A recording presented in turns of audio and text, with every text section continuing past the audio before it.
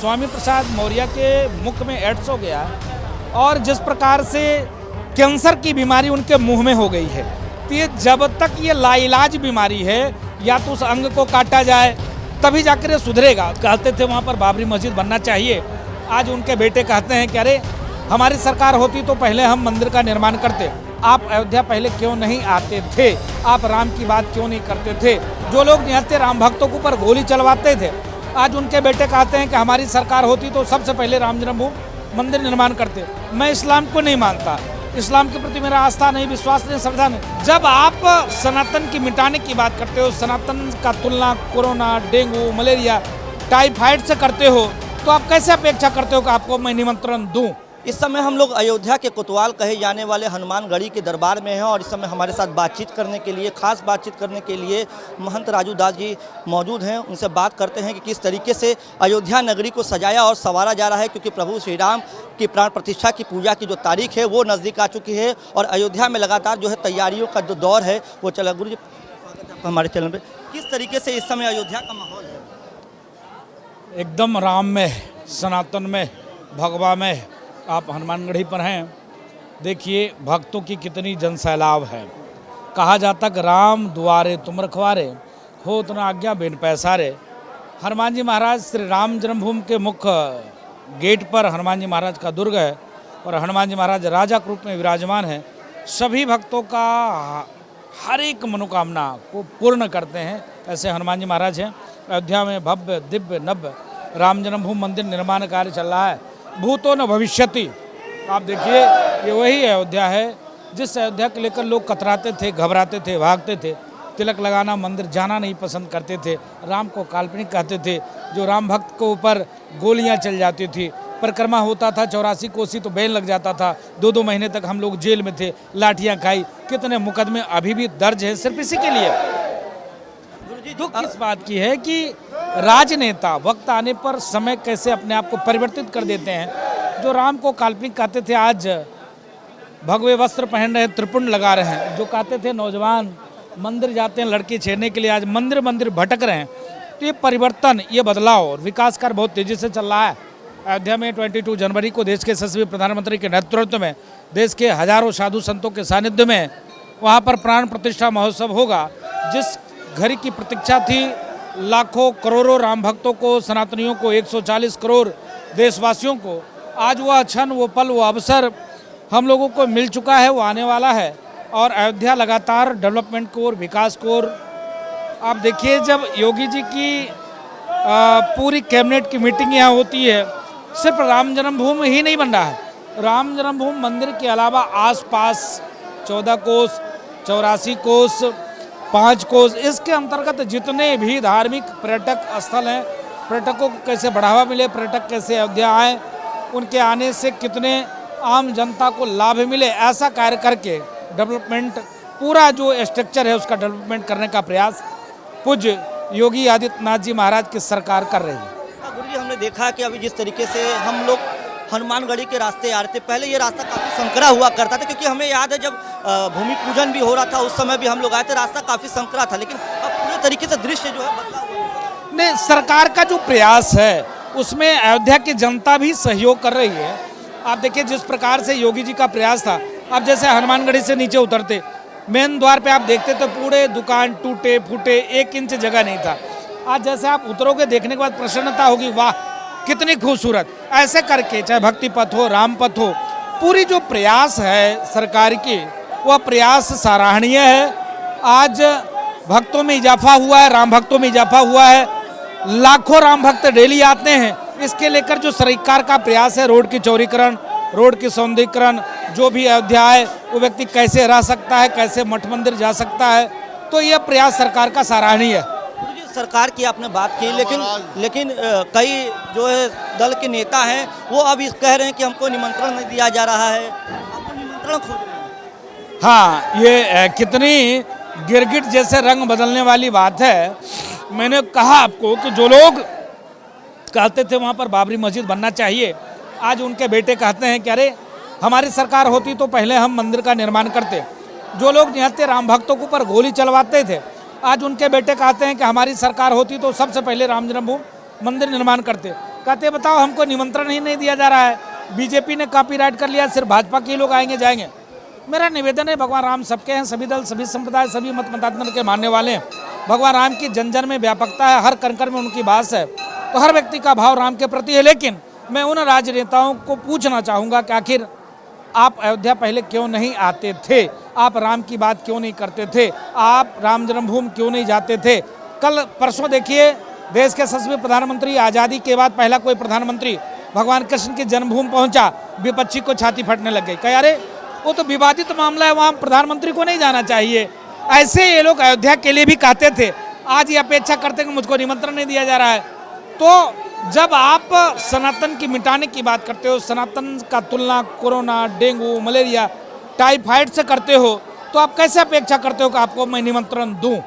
UP के मुख्य विपक्षी पार्टी की बात करें तो उनके एक नेता हैं ना, आप उनके लगातार बयान सुने होंगे सनातन और धर्म को लेकर के, तो उनके मुखिया क्यों नहीं उन पर कार्रवाई कर पा रहे, कुछ कहेंगे?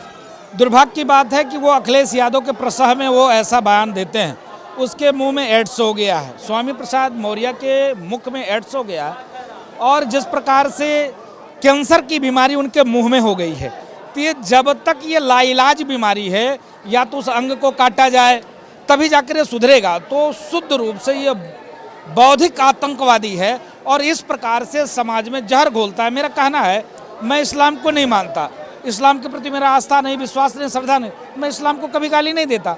जब उनको सनातन के प्रति लगाव नहीं है, सनातन से प्यार नहीं है, सनातन से प्रेम नहीं है, तो सनातन के बारे में टीका टिप्पणी करने का आपको किसने अधिकार दिया? हिंदू मतलब आतंकवादी, साधु मतलब आतंकवादी, हिंदू मतलब नीच, रामचरितमानस को फाड़ देना चाहिए, जला देना चाहिए, प्रतिबंध कर देना, ऐसा शब्द का इस्तेमाल करने वाला दुर्भाग्य की बात है। अभी एक लड़की छेड़ रहा था, एक कंडक्टर ने विरोध किया, तो उस अल्लाह का नाम लेकर, जबकि ITI का स्टूडेंट था, और गला काट दिया। तो इतने कट्टरता भरी लोग हैं और वहाँ सनातन के बारे में ऐसे शब्द का प्रयोग करना, तो दुर्भाग्य की बात है। सनातनी को जगना चाहिए, जो ऐसे बोलते हैं उनकी उंगली और उनकी मुख को काट देना चाहिए। लेकिन गुरु जी, जिस तरीके से आप लगातार सनातन को लेकर के मुखर रहते हैं, आपके ऊपर भी कई बार विशेष समुदाय के लोगों ने टिप्पणी की है, धमकियाँ आई हैं?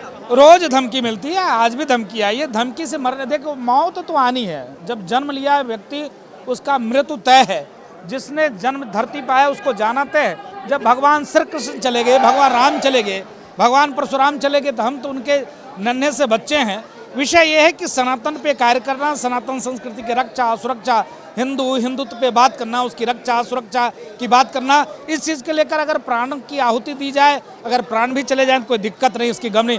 मेरे साथ 140 करोड़ देशवासी हैं, कुछ आतंकवादी की धमकी मिलती है उसकी परवाह नहीं। एक अंतिम सवाल लेते हैं, लोकसभा का चुनाव आ गया है, लेकिन लगातार जो ऑपोजिशन का अलायंस है, जिसको इन लोगों ने इंडिया अलायंस का नाम दिया है, वो कह रहे हैं कि बीजेपी जो है और केंद्र की सरकार है, उत्तर प्रदेश की सरकार में भी लगातार ये आरोप लगा, ये लोग धर्म की सिर्फ राजनीति कर रहे हैं, धर्म को आगे लेकर चल रहे हैं। धर्म की राजनीति कौन करता है? देश और दुनिया जानती है। सनातन हिंदुत्व, भारत अखंड हो, भारत विश्व पटल पर स्थापित हो, भारत का मान सम्मान विश्व के सभी फलकों पर स्थापित हो, यह उद्देश्य संघ विचार परिवार का है। भाजपा के कार्यकर्ता के लिए भगवान राम श्रद्धा के प्रतीक हैं, अन्य पार्टियों के लिए भगवान राम राजनीतिक स्टैंड हो सकते हैं, जिन्होंने हिंदू और मुसलमान करके इतने दिनों तक अयोध्या न आना, अयोध्या का विकास नहीं करना, भगवान राम को टेंटों में रखना, भगवान राम को काल्पनिक कहना, भगवान राम को कोर्ट के चक्कर लगवाना, आदेश आने के बाद फिर कह देना अभी मुहूर्त नहीं है, उसके बाद कहना कोरोना है, उसके बाद कहना कि जो है शंकराचार्यों को नहीं बुलाया, उसके बाद कहा कि सारा बजट राम जन्मभूमि के लिए दे दिया। आप देखिए, राम जन्मभूमि का निर्माण आम जनमानस के सहयोग से हो रहा है, सरकार के 1 रुपया हम लोग नहीं दे, सरकारी मशीनरी का प्रयोग नहीं हो रहा। तो ये कहना विपक्षियों का कि अरे ये तो भाजपा वाले ऐसे कर रहे हैं, हिंदू और हिंदुत्व की बात करें, तो भाई ये तो मैं कर ही रहा हूँ, हिंदुत्व की बात करूँगा, करता रहूँगा। भाई अयोध्या का निर्माण कर रहा हूँ, कल को काशी में काम कंप्लीट होने वाला है, जो ज्ञानवापी वो जो मस्जिद है उसको ध्वस्त करके वहाँ मंदिर बनाऊंगा। आने वाले जो मथुरा में भगवान कृष्ण की जन्मभूमि अभी प्रधानमंत्री गए हैं, उसको भी ध्वस्त करके वहाँ भी बनाऊंगा। मैं तो डंके की चोट पे कहता हूँ, जो मैं कहता हूँ वो करता हूँ, दुनिया की कोई ताकत नहीं रोक सकता। हम राष्ट्र की मंदिर की बात करते हैं, आप देखिए धारा 370-35 को भी खत्म किया और भारत को आगे ले जाकर और प्रथम पायदान पे रखने का प्रयास करते हैं। हम तो ये भी काम करते हैं, आप टोपी लगाओ, दूसरे को टोपी पहनाओ, ना तो मैं टोपी लगाता हूँ ना मैं किसी को टोपी पहनाता हूँ। जो हिंदुत्व के खिलाफ बात करेगा, जो सनातन के खिलाफ बात करेगा, वो उसको मुंहतोड़ हम जवाब देंगे। इसके लिए मेरे ऊपर आरोप लगे, कोई चिंता नहीं हो। आने वाले 2024 देश के यशस्वी प्रधानमंत्री जी आ रहे हैं, भगवान राम की भव्य दिव्य मंदिर में प्राण प्रतिष्ठा करेंगे। उसके बाद पुनः गद्दी उनको मिलेगा। इसलिए मिलेगा क्योंकि जो सबका साथ, सबका विकास, सबके विश्वास की बात करता है, जो सबको साथ लेकर चलता है, भारत की जनता उसको बैठाती है। ये कर रहे हैं। अब एक पल वो भी आपने देखा जब 1992 का था, काफ़ी संघर्ष आप लोगों ने यहाँ पे देखा है अयोध्या में, लेकिन आज जब सपना पूरा हो रहा है, एक अयोध्या फिर से त्रेता युग की तरह सस्ती हुई नजर आ रही है, तो कितना भावुक पल है आप लोगों के लिए? नहीं, ये तो आप समझ सकते हो कि जहाँ पर आप खड़े हो, राम द्वारे तुम रखवारे होत ना गया बिन पैसारे, हनुमान जी राजा के रूप में, और दुर्ग है हनुमान जी महाराज का। हनुमानगढ़ी के संतों ने 1700 कुछ ईस्वी में यहाँ का 250 संतों की जो है गोलियाँ जो है वो जिस प्रकार से कत्लेआम हुआ राम जन्मभूमि रक्षा सुरक्षा के लिए 1949 में, आप लोगों ने देखा होगा कि जिस प्रकार से भगवान जब प्रकट हुए तब से लगातार संघर्ष, चाहे कोर्ट का मामला हो, चाहे एविडेंस का मामला हो, चाहे संघर्ष करने का मामला हो, तो एक अपार उत्साह है। यह वो भी दिन हम लोगों ने देखा है जब यहाँ पर निहत्थे राम भक्तों के ऊपर गोलियाँ चली, सीना गोली से छलनी कर दिया। सरकारें ने यह कहा कि हम एक राम भक्त नहीं, अगर 1 लाख राम भक्त होते तो उनकी सीना गोली से छलनी कर देते। हम ये भी देखते हैं जिस प्रकार से सनातनी, सनातन के मानने वाले, हिंदू और हिंदुत्व विचार परिवार के मानने वाले प्रयास करते हैं कि किसी को भी हम तकलीफ ना दें। सनातनी ने किसी को तकलीफ नहीं दिया, फिर भी सनातन पे लोग टारगेट करते हैं। तो अयोध्या विकास की ओर बढ़ा है, अयोध्या डेवलपमेंट की ओर बढ़ा है। अयोध्या में जिस प्रकार से सर्वांगीण विकास के नाते अयोध्या विश्व पटल पर स्थापित हो रहा है, गर्व की बात है। आपके जवाब में एक सवाल मेरा ये निकला, जैसे कि आपने बोला कि सनातन सबका सम्मान करता है, लेकिन जिस तरीके से कथावाचक हैं देवकीनंदन ठाकुर हैं और अब बाबा धीरेन्द्र शास्त्री हैं, लेकिन ये लोगों ने जब से कथा करने लगे, हिंदुत्व की बात करने लगे, तो इनको भी टारगेट किया जा रहा है लगातार। नहीं, कोई बात नहीं। भगवान राम के समय में रावण थे, भगवान कृष्ण के समय में कंस थे। ये तो जहाँ सत्य है वहाँ असत्य है, जहाँ धर्म है वहाँ अधर्म है, इसकी चिंता करने की कोई बात नहीं।